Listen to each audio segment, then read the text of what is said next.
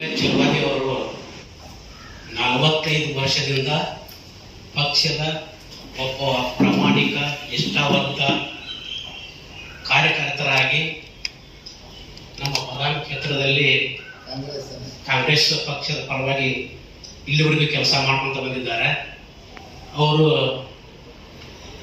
ಮತ್ತು ಒಂದು 5-6 ಜಿಲ್ಲೆಯಲ್ಲಿ ಒಳ್ಳೆಯ ಒಂದು ಬಳಗವನ್ನು ಹೊಂದಿರುವಂಥ ಅವರು ಮತ್ತು ಕಳೆದ ವಿಧಾನಸಭಾ ಕ್ಷೇತ್ರದಲ್ಲಿ 5-6 ಜಿಲ್ಲೆಯಲ್ಲಿ ಚುನಾವಣೆಯಲ್ಲಿ ಸಾಕಷ್ಟು ಕಾರ್ಯಕರ್ತರನ್ನು ಕೂಡಿಸಿಕೊಂಡು ಪಕ್ಷಕ್ಕಾಗಿ ದುಡಿದು ಪಕ್ಷವನ್ನು ಅಧಿಕಾರಕ್ಕೆ ತರುವಲ್ಲಿ ಶಾಸಕರನ್ನು ಗೆಲ್ಲಿಸುವಲ್ಲಿ ಮುಖ್ಯ ಪಾತ್ರವನ್ನು ವಹಿಸಿಕೊಂಡಿರ್ತಾರೆ. ಅದೇ ರೀತಿಯಾಗಿ ಕಳೆದ ಹಿಂದಿನ ವಿಧಾನಸಭಾ ಕ್ಷೇತ್ರದಲ್ಲಿ ನಮ್ಮ ಮುಖ್ಯಮಂತ್ರಿಗಳಾದಂತಹ ಸಿದ್ದರಾಮಯ್ಯ ಸಾಹೇಬರು ಬಂದು ನಿಂತಾಗ ಅವರ ಪರವಾಗಿ ಹಗಲು ರಾತ್ರಿ ದುಡಿದು ಗೆಲ್ಲೋಕ ಮುಖ್ಯ ಕಾರಣ ಆಗಿರ್ತಾರೆ. ಅದಕ್ಕೋಸ್ಕರವಾಗಿ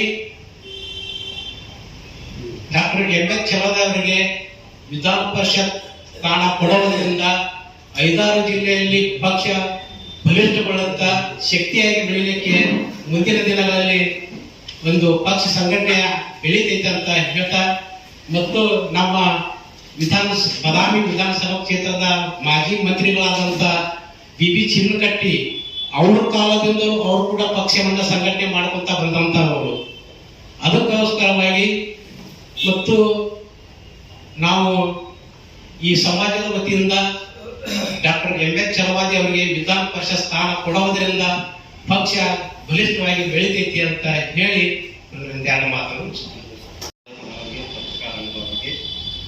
ಅಭಿನಂದನೆಗಳನ್ನು ಹೇಳುತ್ತಾ, ಕರ್ನಾಟಕ ಸರ್ಕಾರದ ಮಾನ್ಯ ಮುಖ್ಯಮಂತ್ರಿಗಳಿಗೆ, ಉಪಮುಖ್ಯಮಂತ್ರಿಗಳಿಗೆ ಹಾಗೂ ಮಾನ್ಯ ಡಾಕ್ಟರ್ ಜಿ. ಪರಮೇಶ್ವರ್ ಜಿಲ್ಲಾ ಮಂತ್ರಿಗಳಿಗೆ ಈ ಸಂಪಾದಕರು ವರದಿಗಾರ ಮುಖಾಂತರ ನಾವು ಡಾಕ್ಟರ್ ಎಂ.ಎಚ್. ಚಲವಾದಿ ಸಾಹೇಬರ MLC ಕೊಡುವ ಸಲುವಾಗಿ ನಾವು ಈ ಪತ್ರಿಕಾಗೋಷ್ಠಿಯನ್ನು ಕರೆದಿದ್ದೇವೆ.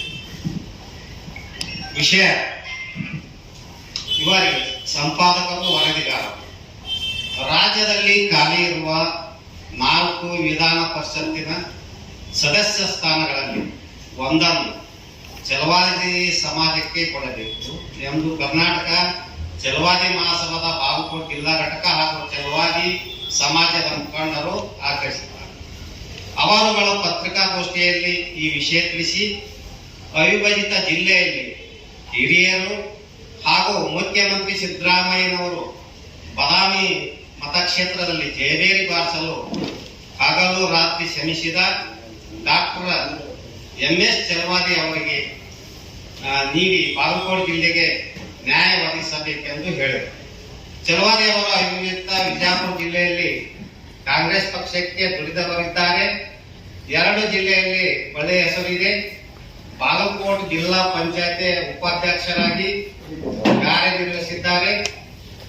ಇದೇ 2 ಜಿಲ್ಲೆಯ ಸಚಿವರು, ಶಾಸಕರುಗಳು ಈ ದಿಶೆಯಲ್ಲಿ ಸಹಕಾರ ನೀಡಿ ಚಲವಾದಿ ಸಮುದಾಯದ ಪ್ರೀತಿಗೆ ಪಾತ್ರರಾಗಬೇಕೆಂದು ಹೇಳಿದರು. ಸಮುದಾಯ ಯಾವಾಗಲೂ ಕಾಂಗ್ರೆಸ್ ಪರವಾಗಿ ಕೆಲಸ ಮಾಡುತ್ತಲೇ ಇದೆ.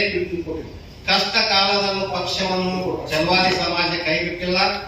ಸಮುದಾಯವನ್ನು ಕಾಂಗ್ರೆಸ್ ಕೈ ಬಿಡುವುದಿಲ್ಲ ಎಂಬ ನಂಬಿಕೆ ನಮಗಿದೆ ಎಂದು ತಿಳಿಸಿದರು.